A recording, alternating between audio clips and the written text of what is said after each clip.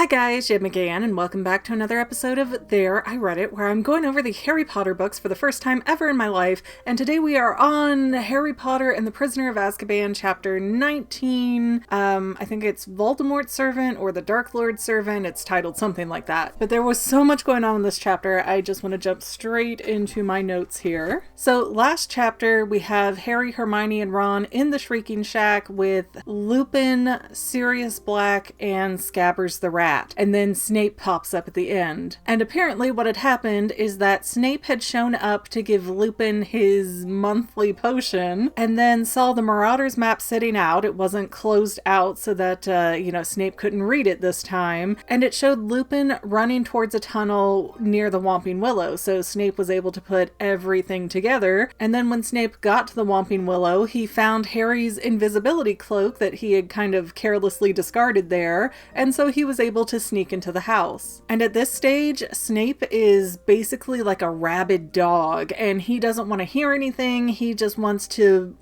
put the hammer down on everybody. There shall be punishments and expulsions for all. At this point, Snape is starting to remind me of, what's his name from the Fairly Odd Parents? Crocker, I think. The one who was always like, fairies! And trying to track down and prove that they existed. Or even Candace from Phineas and Ferb. That's kind of Snape at this point. I just want to bust him. I don't care how or why. Consequences be darned. I need my justification in life. So Snape takes his wand and he shoots out these little black string-like things that bind Lupin's hands and mouth. But curiously, Snape didn't say anything to make those cords appear. So I'm not really sure why sometimes you need to say something to have a spell work and other times you can just conjure it, from nothing. And Snape's looking at Black and he's just like, give me a reason. I swear I'll kill you. And he's just so rabid at this point. It's insane. And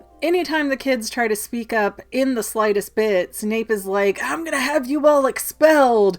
But the kids weren't in the Shrieking Shack by their own choice. Ron got taken. He is the one to want to be there the least. Really, even though movie Ron is not portrayed as well as book Ron is still a little bit of a fraidy cat. Like, he doesn't like spiders. He doesn't like going on the dangerous adventures. He just does it to be with, Harry and make sure Harry's safe. And Ron certainly didn't want to go into the Shrieking Shack because he was already kind of about it just seeing the exterior in Hogsmeade. He's like, oh, that house is haunted, let's not mess with this place. So for Snape to seriously think that expulsion is a realistic threat is just so ridiculous. I think that shows that Snape lost it more than anything else. Like, yes, Ron Weasley was abducted against his will and his friends tried to save him, but let's throw them out of the school for that. And really, can they even expel Harry at this point? Because he has got so many different people that are after him that if they don't teach him how to use magic properly, he's pretty much dead, right? So I don't know, but 3 books of having, oh, you could get expelled hung over these kids' head is kind of ridiculous at this point. Even though Ron and Hermione are not, the same status as Harry, Dumbledore is well aware that those are his friends and they help protect him, so he's not going to kick those kids out either. Let's just be real about it. That's all I'm asking. And Harry brings up a really good point that if Professor Lupin wanted to kill him, he's had 100 opportunities to do that before now. So why drag him all the way out to Hogsmeade when they've been alone countless times? But to that, Snape just kind of retorts like, I don't know why you'd expect me to know what some deranged person is thinking, and your father, blah, blah, blah. And of course, anything about James just sets Harry off in this book. So it's just like a bomb goes off. He grabs his wand and he's like, Expelliarmus! And Snape just goes flying all over the room, and Harry realizes that Ron and Hermione did the same thing at the same time. So I guess once the wand was knocked out of Snape's hand, the spell just sort of knocked him around, which is good to know. So Snape is now knocked out. He's on the floor. He's unconscious for the rest of this chapter, which is honestly a blessing because he's a little bit much, isn't he? I like complicated villainous characters. I like that he's dark and that he seems to have a lot going on, but he is so over the top unprofessional in how he deals with his students that I really don't get a good feeling for Snape. But now we start to get answers just pouring out of Sirius Black. Okay, so the first question, how did Black know where Scabbers was? Well, it's because of the picture of the Weasley family that was in the Daily Prophet at the beginning of the book. Scabbers was on Ron's shoulder, and Sirius Black knew exactly who that was because apparently if you're one of these animagi characters, you can only turn into one thing and it will always look identical each time. So if you're a tuxedo cat, you know, your black patches and white patches are going to be set in the same way every time you transform. Then Black reveals that it was Peter Pettigrew who blew up that street, killed all those people, and he cut off his own finger, left it there, changed into a rat, and then ran down the sewers to be with the other rats. And I was wrong about Crookshanks. I thought for sure that that was Black's cat that had been displaced after he was arrested. But no, Crookshanks and Black apparently just met each other this year at Hogwarts, and they bonded, and somehow, I'm assuming Crookshanks is magical, they were able to communicate, so Crookshanks knew what Sirius Black was looking for, and why, and apparently agreed with him, and Crookshanks couldn't get a hold of Scabbers. Like, he kept trying to get Scabbers to bring to Black, which is why he was so crazy obsessed with going after Scabbers, but when Crookshanks couldn't manage that, he brought Sirius Black the passwords that he found by Neville's nightstand. So it wasn't even my sweet baby Nevsie's fault, and he still got in trouble for it. But that also explains why Black went into Gryffindor Tower and then cut open Ron's curtain instead of Harry's. Because, you know, Sirius Black was never really after Harry, he was after Scabbers. So it was really Peter Pettigrew who betrayed James and Lily because Sirius convinced them to use Peter Pettigrew as their secret keeper at the last second, and he didn't tell anybody, not even Lupin, because he thought Lupin might be a spy. So when everything went down, all Peter really had to do was, you know, play into the boomerang effect of, how dare you betray your best friends, you got James and Lily killed. So it wasn't Peter that tracked down Sirius and then Sirius blew up all those people and killed everybody, it was the other way around. Sirius was hunting Peter and that was his big distraction so he could get away. But because Sirius had convinced James and Lily to use Peter Pettigrew instead, like they never suspected him of being a turncoat, so Sirius Black blames himself for getting his friends killed. And Ron is still going, I think you guys are crazy. But Lupin gets a hold of Scabbers and turns him into Peter Pettigrew, which is apparently a very grotesque sight to witness. And as soon as Pettigrew is human, he is immediately trying to like divide and conquer and split people off and turn people against Sirius Black. And he keeps trying to insist that no, it was Black that killed James and Lily, and who are you gonna believe? That the only reason that I, Peter Pettigrew, turned myself into a rat for all these years was because I was afraid that Sirius was after me. But Sirius Black is like, no, I'm pretty sure that you turned yourself into a rat, Peter, because all of Voldemort's fans think that you double-crossed him, because when Voldemort went to the Potter's house, that's where he died, so they think you set him up and that's why you're hiding. And Peter's like, no, I'm hiding because I got Sirius Black, Voldemort's best right-hand man, put away. And the kids are starting to think critically and weigh in here, and I'm almost jealous that they're this intelligent, because I don't think 13-year-olds in an American school are really trained to think this critically for themselves at all. Like, if it is not an ABCD answer on a Scantron, American kids usually don't know how to handle it. But the kids start asking questions like, well, wait a minute. If Peter Pettigrew has been Scabbers and he's been dangerous and a servant of Lord Voldemort for all these years, why didn't he get Harry over the past 3 years? You know, why didn't he kill Harry in his sleep or anything else? And Black is like, well, because Peter had nothing to gain from that. If he killed Harry right under Dumbledore's nose, I mean, everybody in the nation would know that it was him and come after him, and that's not a very smart move if you're not sure that Voldemort's gonna come back into power. But Peter did position himself with a wizarding family so that way he could stay in the loop and find out if any news of Voldemort came up. That's why he wasn't a rat living in the sewers or in a garden or, you know, in a fluffy fat cage somewhere. He was with the Weasleys because he wanted to hear first what was happening with any return talk. And I have to say, if I had not seen the movie first, which really ruined this book for me in so many different ways, but had I not seen the movie, I would be so not sure of what to think at this point.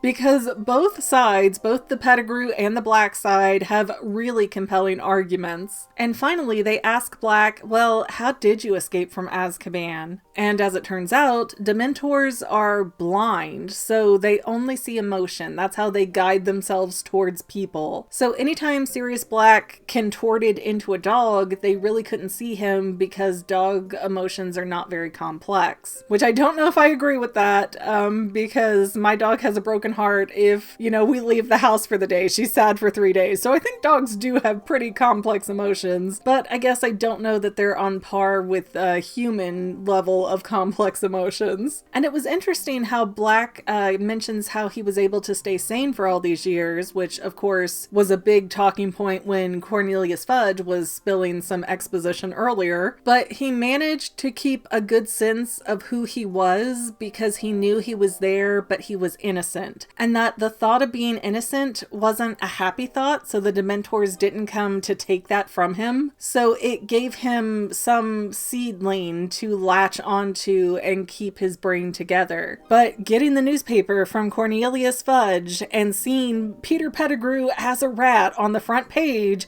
gave Sirius Black the strength to escape and go after Harry to help him. Because Black understood that if Voldemort were ever to come into full strength and Pettigrew was positioned right next to Harry through his best friend, then the instant that it was advantageous for Pettigrew, he would have killed Harry and Harry would have never seen it coming. So Lupin and Black are getting their wands out and they're like, let's kill him together. And so Pettigrew realizes that pleading with Lupin and Black is not getting him anywhere, so he starts crying out to the kids, oh Ron, haven't I been such a good pet? And Ron's like, I let you sleep with me, you dirty pervy. And Hermione's not impressed either, and then, Peter starts going after Harry, oh please, listen, please, I'm not that person. And Pettigrew makes the mistake of bringing up James Potter. He goes, well, your dad wouldn't have wanted me killed. And Sirius Black gets as defensive of James as Harry does, which was a really clever tidbit to shift that scale and make you feel like, okay, I'm on Black's side because Black is mimicking Harry. And of course, Harry, even though I don't particularly like Harry, he is the protagonist. So it's assumed that whatever Harry is doing is the correct thing. So right there, that is our clue as the reader that Sirius Black is definitely the good guy.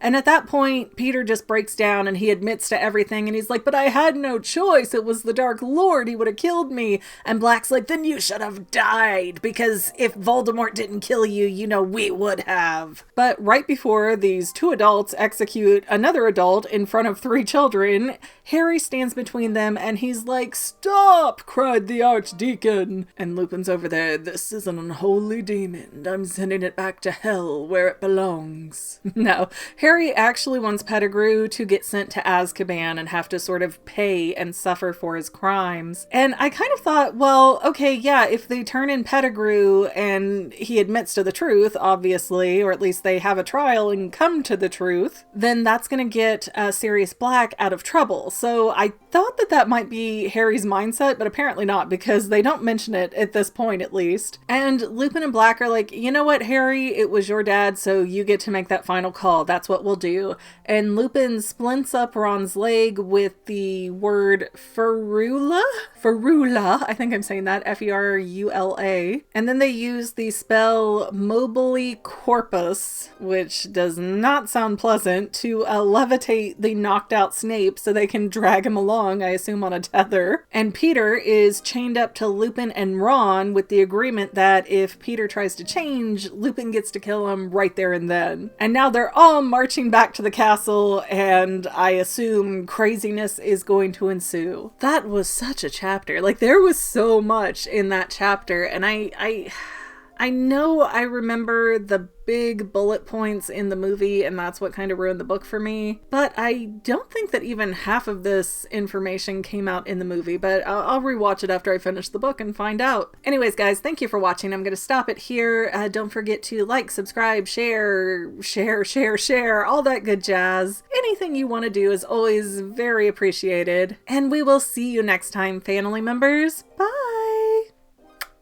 Well, family members, we're almost done, but I want to invite you to hang out with me in some other places. I'm on Twitter and Instagram as my own personal self, and I have a Facebook page too, but I mostly just post photos over there. And sometimes people say, "Hey McGann, I want to mail you something. How do I do that?" Easy. Just click the About tab on my channel page, and my most current P.O. Box info will be right there. I also run another channel, The Family. It's really a hodgepodge channel where we might post anything. Oh yeah, and I also sell shirts and stickers and stuff with the Family and the Fangirl logos. If that is your cup of tea, I have a link in every description of every video. Finally, if you want to help out the Fangirl channel and make sure I'm putting out video essays for years to come, the best way you can help is by subscribing and watching more of my videos, whether they're new, old, whatever. Maybe even share one or two on social media, help spread the word. People who watch to the end of videos like you helps to tell the site, hey, this is a good video, we should recommend it to other people. So if you made it this far, leave me a comment of something like, hey, I made it to the end. Love ya. See you next time, family members. Bye.